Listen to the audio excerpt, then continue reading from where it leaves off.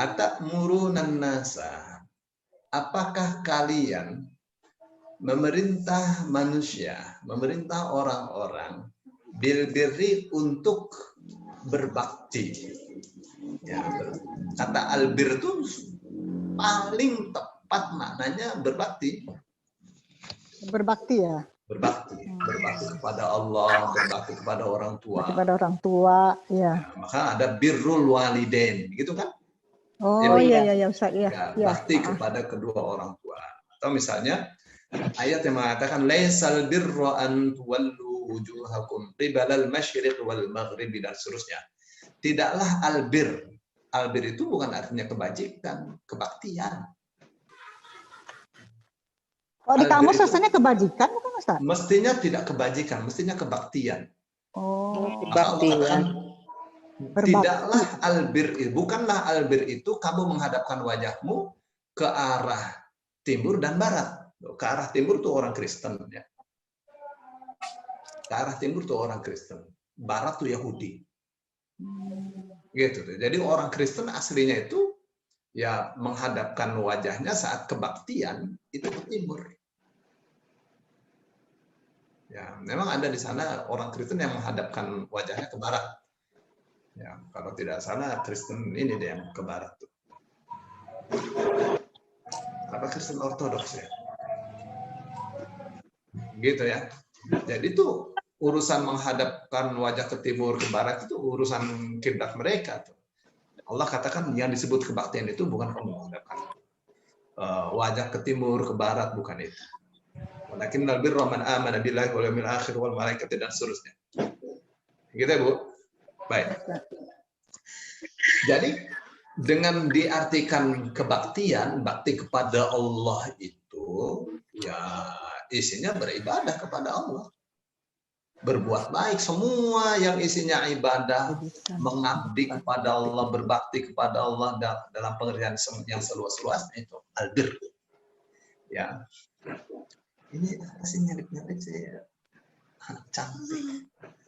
Enggak apa-apa, bukan lagi. Apakah kalian menyuruh manusia untuk berbakti? Ya, watan sauna, sedang kalian, enak kan kalau diartikan waknya sedang ya? Oh, sedang ya. Ya, sedang kalian melupakan anfusakum, diri kalian sendiri. Jadi bisa juga sedang, Ustaz, nggak selalu dan ya? Nggak selalu dan, ada dua artinya demi, ya kan? Ya itu kok ini kan kok sumpah. Iya, jadi ya kita belajar bahasa Arab sedikit-sedikit lah. Oh, ya, nanti juga pintar. Ya. Sedang. Sedang kalian melupakan diri kalian sendiri, namanya wawu haliyah. Ya. Wa antum ta'lamun dan wa antum tatlunal kitab, dan kalian membaca kitab. Afala taqilun, apakah kalian tidak mengerti? Ya, sebenarnya sih kata-kata yang cukup apa namanya nggak enak ya. Ya bukan kasar, tapi ini seperti yang nggak enak lah didengarnya. Afala taqilun. Itu orang Arabnya sendiri dikatakan afala taqilun tuh. Memang saya nggak punya akal apa itu.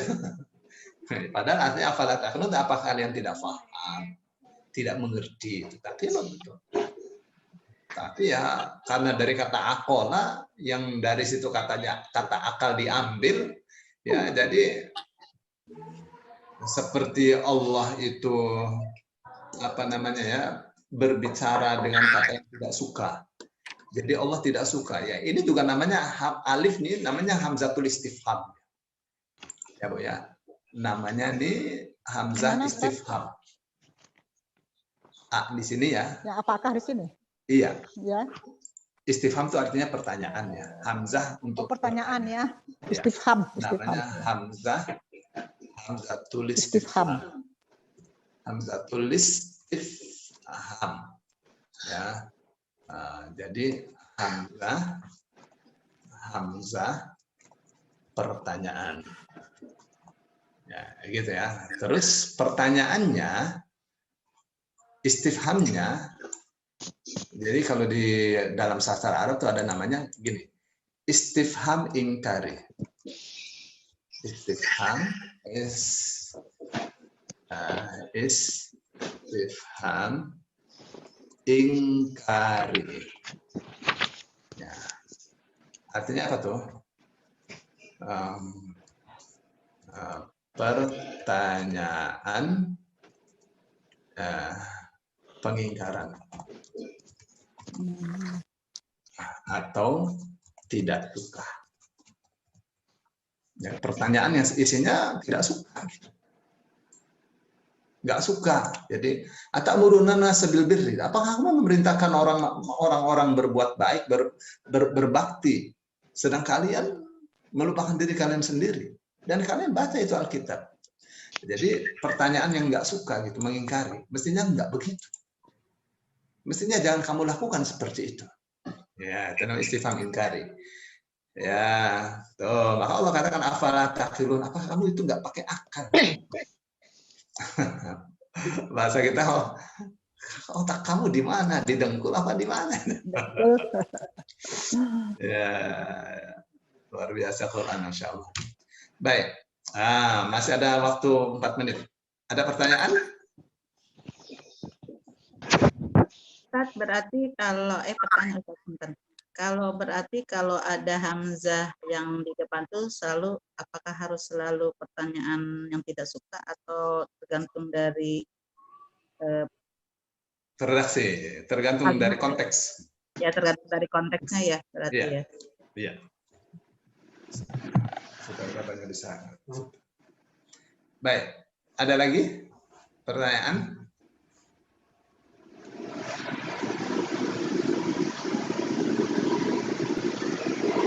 Baik ya,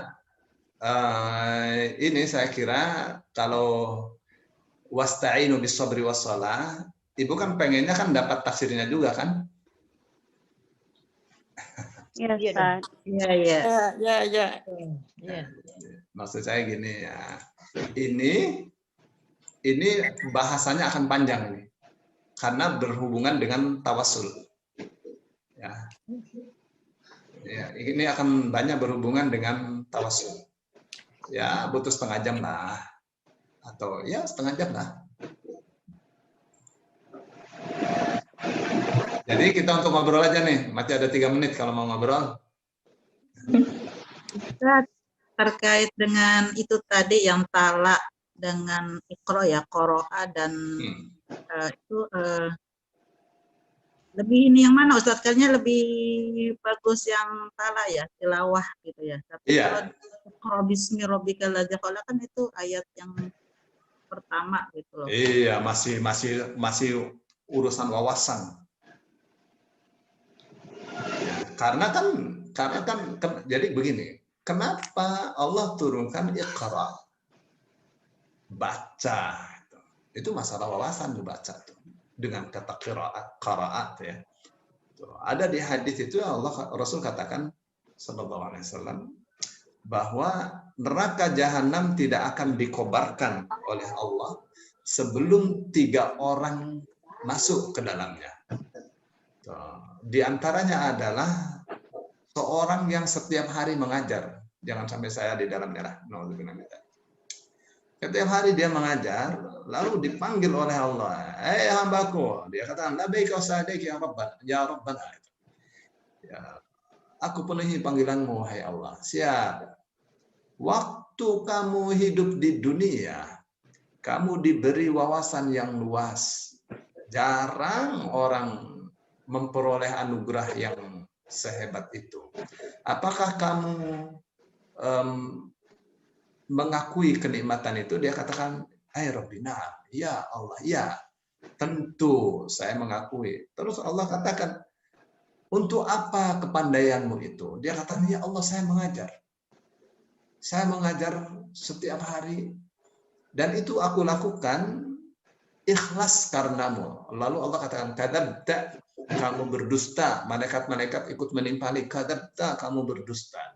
Walakin liyuqala laka qari, tapi kamu melakukannya agar disebut sebagai qari, sebagai pembaca, maksudnya sebagai orang yang banyak bacanya sehingga wawasannya luas. Jadi Iqra itu berkaitan dengan wawasan. Nah, kenapa diturunkan Iqra? Karena masyarakat saat itu masyarakat yang bodoh. Ya, solusinya kebodohan itu adalah kepandaian. Kepandaian itu dimulai dari membaca. Membaca apa? Membaca buku, membaca keadaan masyarakat, membaca banyak hal. Ya, tapi semuanya harus dasarnya adalah bismi rabbika. Dasarnya mesti tauhid, mesti akidah yang benar. Ya, membaca apa saja, mengerjakan apa saja, dasarnya harus bismi rabbika. Gitu ya. Jadi beda ya qiraat dengan tilawah. Ya, qiraat itu untuk wawasannya. Kalau tilawah membaca dan untuk diikuti. Gitu deh. Bu Rina. Baik, ada lagi? Pak Ustadz, boleh nanya dikit? Tadi saya belum catat. Mengenai sholat tadi selain Al-Ankabut 45 yang... Ya, surah itu, surah Al-Ma'un. Ya Rabbil Alamin. Subhanakallahumma wa jadi bihamdika asyhadu an la ilaha illa anta astaghfiruka wa atubu ilaik. ya, Bu Nini, jangan di Kelas yang satu, Bu Nini, Pak. Kelas anak-anak. Untuk kelas anak-anak. Iya, iya, iya. Iya, jadi surah Al-Ma'un, Bu ya, di surah Al-Ma'un Al-Ma'un. ayat berapa Jadi tadi? Al-Ma'un ayat berapa? ya di Fawaidul Musallin ayat berapa?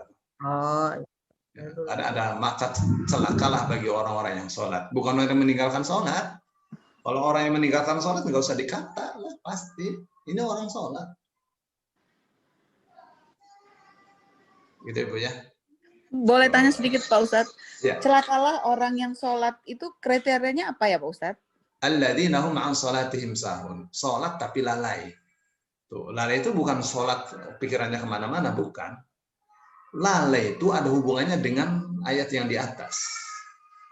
Fadzalikal ladzi yad'ul yatim, menghardi anak yatim, sholat tapi tidak sayang sama anak yatim.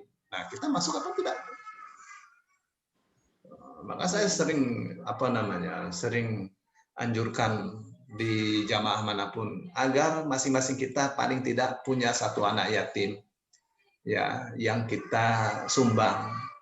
Ya, tidak banyak, minimal jangan sampai tidak sama sekali. Ya. Saya sudah tawarkan ya di pengajian manapun. Ya, saya ada pesantren itu jelas pesantrennya luar biasa, tidak kalah sama Gontor dari sisi pendidikan, dari sisi disiplin. Pokoknya bagus sekali pesantren. Dan kita boleh satu ketika berkunjung ke sana ya. Nah, itu ya anak yatim diterima saja sama dia. Nah, kitanya pengen ikut nyumbang. Ya. Tuh, cuma 550 sebulan. Nanti kalau mereka lulus ya, setiap hari kita sumbang buat dia. Nggak usah tahu dia siapa yang sumbang kan. Nanti 20 tahun yang akan datang atau 15 tahun atau 20 tahun yang akan datang akan terlihat buahnya. Ya, pendidikan itu 20 tahun buahnya. Gitu ya. Nah, jadi orang sholat tuh mesti perhatikan tuh anak yatim. Wala yahuddu ala ta'amil miskin, tidak menganjurkan memberi makan orang-orang miskin. Itu juga bagian dari lalai dari sholat. Jadi kalau kita orang sholat tuh selalu perhatikan ya orang-orang miskin bagaimana supaya mereka tidak kelaparan. Tuh, jangan nunggu pemerintah. Ya, kita orang Islam ini mesti berdaya. Banyak orang murtad karena mereka kelaparan. Ya, orang Islamnya tidak perhatian, sholat, tapi tidak ada perhatian kepada orang miskin. Ya salah, itu namanya lalai dari sholatnya. Kenapa? Sholat itu melarang perbuatan keji dan mungkar. Ya, orang tidak perhatian kepada anak yatim, kepada orang miskin, itu mungkar. Terasa atau tidak terasa, gitu ya. Jadi sholat itu punya hak-haknya apa? Hak sholat itu untuk dilaksanakan dengan ikhlas dan mengikuti petunjuk Rasul Shallallahu Alaihi Wasallam dari sisi pelaksanaan. Dari sisi hak kesehariannya sholat itu melarang perbuatan keji dan mungkar. Termasuk perbuatan mungkar adalah tidak memperhatikan anak yatim, tidak menganjurkan memberi makan orang miskin. Itu tuh yang mestinya. Ibu lihat saja misalnya dalam ayat-ayat tentang sholat malam. Apa katanya? Tatajafa junubuhum 'anil madaji'i yad'una rabbahum khaufan wa tama'a wa mimma razaqnahum yunfiqun. Mereka menjauhi tempat-tempat tidurnya. Ya, untuk apa? Yad'una rabbahum, mereka berdoa kepada Tuhan mereka.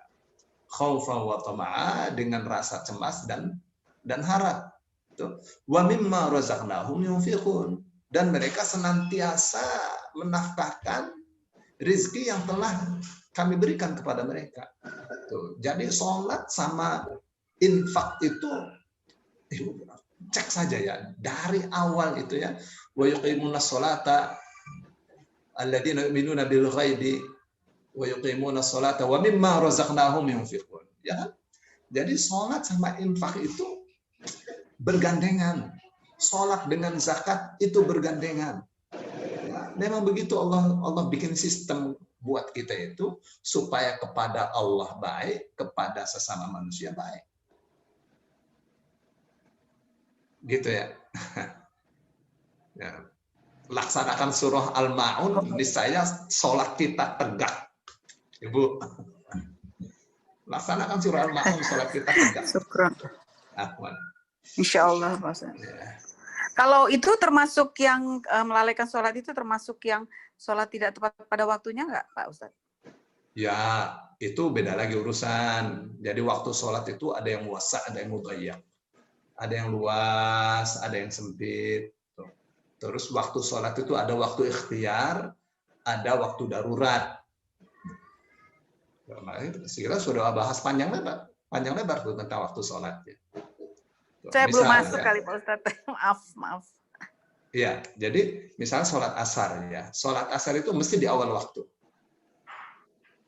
Nah, sebab apa? Kalau sudah matahari menguning, Rasul katakan, siapa yang sholat asar di kala matahari menguning, ketahuilah itu orang munafik. Oke, Bu, perhatikan betul. Maka Allah katakan, hafidhu ala sholawati was sholatil wusta. Jagalah sholat-sholat dan sholat wusta, sholat yang paling tengah, sholat asar. Jangan sampai kita pilih waktu sholat asar ketika matahari sudah mulai menguning. Rasul katakan itu orang munafik. Tapi di sana ada hadis mengatakan, man adraka rak'atan minal asri faqad adraka.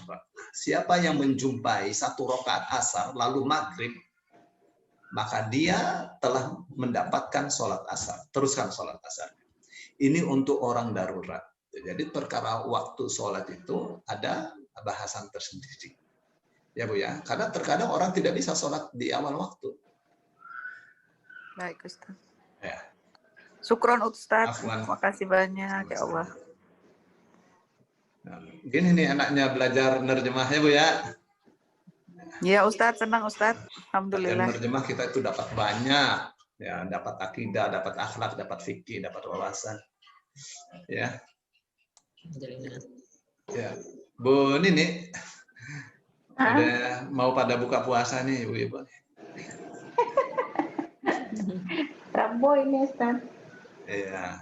Puasa apa Ustadz?